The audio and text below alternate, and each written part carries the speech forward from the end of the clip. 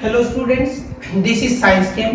तो हम कर रहे हैं class 12 chemistry unit second electrochemistry और आज का हमारा टॉपिक रहने वाला है कंडक्टेंस एंड कंडक्टिविटी। यानी लास्ट लेक्चर अगर आप देखेंगे तो आपको मिलेगा रेजिस्टेंस एंड रेजिस्टिविटी। आज का हमारा टॉपिक क्या रहने वाला है, हम डिस्कस करेंगे कंडक्टेंस और कंडक्टिविटी। हम ये दो पॉइंट डिस्कस करने वाले हैं। जैसे रेजिस्टिविटी को स्पेसिफिक रेजिस्टेंस बोला जाता है, उसी प्रकार कंडक्टिविटी को भी हम क्या बोल सकते हैं, हम बोल सकते हैं स्पेसिफिक कंडक्टेंस। इसमें क्या डिफरेंस होता है हम चाहे बातचीत कर चुके हैं, एक बार और बता देते हैं। रेजिस्टेंस जब भी हम कैलकुलेट करते हैं किसी कंडक्टर का, तो वो जो वैल्यू आता है रेजिस्टेंस का, वो एक कंप्लीट कंडक्टर का आता है कि रेजिस्टेंस जो कंडक्टर उसका टोटल रेजिस्टेंस कितना है। जब हम रेजिस्टिविटी की बात करते हैं तो उस कंडक्टर के किसी एक सिलेक्टेड पोर्शन का जो रेजिस्टेंस है वो क्या कहलाता है, रेजिस्टिविटी। उसी प्रकार कि अगर हमें कंडक्टेंस की बात करनी है कि कंडक्टेंस क्या है, तो इस बात का मतलब क्या रहेगा कि ओवरऑल कंडक्टर है वो कितना करंट पास कर रहा है, यानी करंट का वो वैल्यू जो इजीली कंडक्टर में से पास हो रहा है। यानी कि हम कैसे डिफाइन कर सकते हैं, हम लिख सकते हैं amount of current which is easily pass through the conductor. वो अमाउंट जो कंडक्टर से आसानी से पास हो सकती है उसको हम क्या बोलते हैं, कंडक्टेंस बोलते हैं। क्लियर। अब अगर हमें इसको रिप्रेजेंट करना पड़े तो जो रिप्रेजेंटेशन है या जो सिंबल है वो या तो सी अल्फाबेट यूज करते हैं या जी अल्फाबेट यूज करते हैं। क्लियर। अब इसको हम लिंक अगर करना चाहें तो रेजिस्टेंस जो करंट को रोकता है, यानी कि जितना अमाउंट करंट रुक गया अब बचा हुआ फ्लो करेगा, तो एक दूसरे के अपोजिट चलेंगे, यानी कि कंडक्टेंस और रेजिस्टेंस एक दूसरे के अपोजिट चलेंगे। तो अगर हमें लिंक करना हो इस चीज को तो हम क्या लिख सकते हैं कि conductance inversely proportional to resistance, यानी कि C inversely proportional to R हो जाएगा। क्लियर। कंडक्टेंस और रेजिस्टेंस एक दूसरे का अपोजिट होगा। अगर रेजिस्टेंस कम है तो कंडक्टेंस बढ़ जाएगा और अगर रेजिस्टेंस ज्यादा है तो कंडक्टेंस कम हो जाएगा।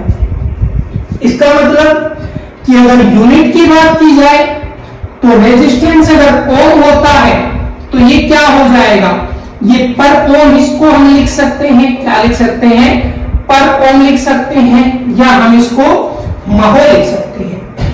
तो ये है कंडक्टेंस जो रेजिस्टेंस का कंप्लीट अपोजिट होता है। क्लियर। अच्छे से नोट कीजिए। फिर आगे हम देखते हैं इसका सेकंड पार्ट जो क्या रहेगा, कंडक्टिविटी। ओके। तो नेक्स्ट, ठीक है, उससे कोई डिफरेंट नहीं है, टॉपिक हम हमेशा एक जैसा डिजाइन करेंगे, उसमें कोई प्रॉब्लम नहीं है, डिफरेंट मिलेगा, इससे आपको एक बेहतर नोट्स बनाना, एक जैसा वर्डिंग होगा तो प्रॉब्लम भी नहीं आएगी। अब कंडक्टिविटी का मतलब क्या होता है, कंडक्टिविटी का मतलब अब हमें बताना तो कंडक्टेंस है, लेकिन वो कंडक्टेंस हमें फुल कंडक्टर का नहीं बताना, वो हमें कुछ सिलेक्टेड पार्ट का बताना है। क्लियर। यानी कि हम कैसे सेम रेजिस्टिविटी के जैसा रेजिस्टिविटी हमने लिखा है वही। रेजिस्टिविटी को हमने कैसे डिफाइन किया था, रेजिस्टेंस ऑफ, अब देखा जाता है कि कंडक्टर लिक्विड है, यानी कि इलेक्ट्रोलाइट है, या कोई सॉलिड मटेरियल है। तो सॉलिड मटेरियल होता है तो हम लेंथ और एरिया पर बात करते हैं, और अगर कोई इलेक्ट्रोलाइट होता है तो हम वॉल्यूम पर बात करते हैं।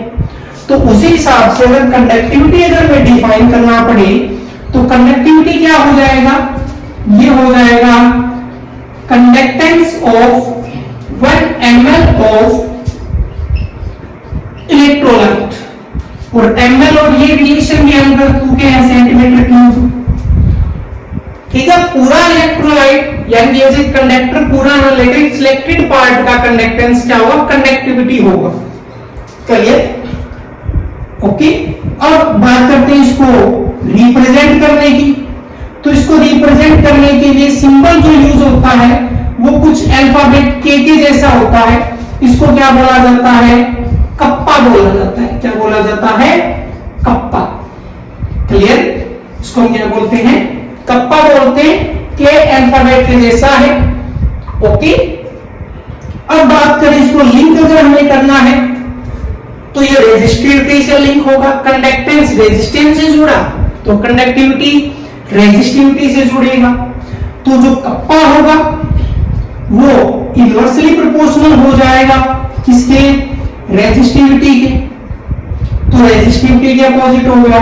और अगर रेजिस्टिविटी को ध्यान से देखा जाए तो उसका जो फॉर्मूला था वो फॉर्मूला क्या था, आर यानी कि रेजिस्टेंस मल्टीप्लाई एरिया और डिवाइड बाय लेंथ।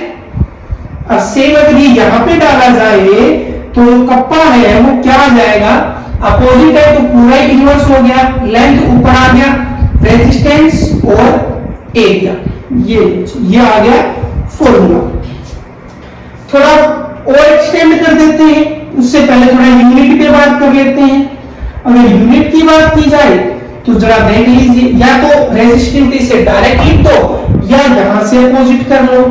रेजिस्टिविटी का यूनिट देखा जाएगा तो अगर हम यहां से जब हमने यूनिट निकाला था तो हमने देखा था ये लेंथ का स्क्वायर था कि रेजिस्टेंस तो आ गया ओम, लेंथ स्क्वायर और ये लेंथ, तो एक लेंथ बचा था यानी कि मीटर आया था तो ओम मीटर आया था।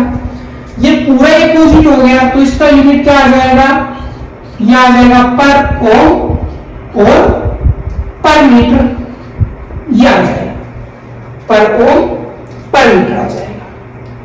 ठीक है। ओके, यानी कि दोनों की पावर वो किस में आ जाएगा, माइनस में आ जाएगा। ओके, अब इसको हम करते हैं थोड़ा सा एक्सटेंड इस फॉर्मूला को जो हमें न्यूमेरिकल्स में नीड रहेगी। कैसे होगा, ध्यान से देखें तो ये क्या है, 1/r मल्टीप्लाई l/a। अभी हमने 1/r डिस्कस किया था। ये क्या होता है, कंडक्टेंस यानी कि C और मल्टीप्लाई l/a बन जाएगा सेल कांस्टेंट, यानी कि यहां से फॉर्मूला क्या आ जाएगा कि कंडक्टेंस और मल्टीप्लाई क्या हो जाएगा, सेल कांस्टेंट। ठीक है, l/a जो होगा वो l/a क्या कहा जाता है, उसको सेल कांस्टेंट कहा जाता है। क्लियर। तो ये भी हो जाएगा फॉर्मूला कि कंडक्टिविटी जो है वो क्या होता है, conductance multiply cell constant. Clear. Okay, तो ये है हमारा कंडक्टेंस और कंडक्टिविटी। अच्छे से लिखें, अच्छे से रिवाइज करें। मिलते हैं नेक्स्ट लेक्चर में नए टॉपिक के साथ।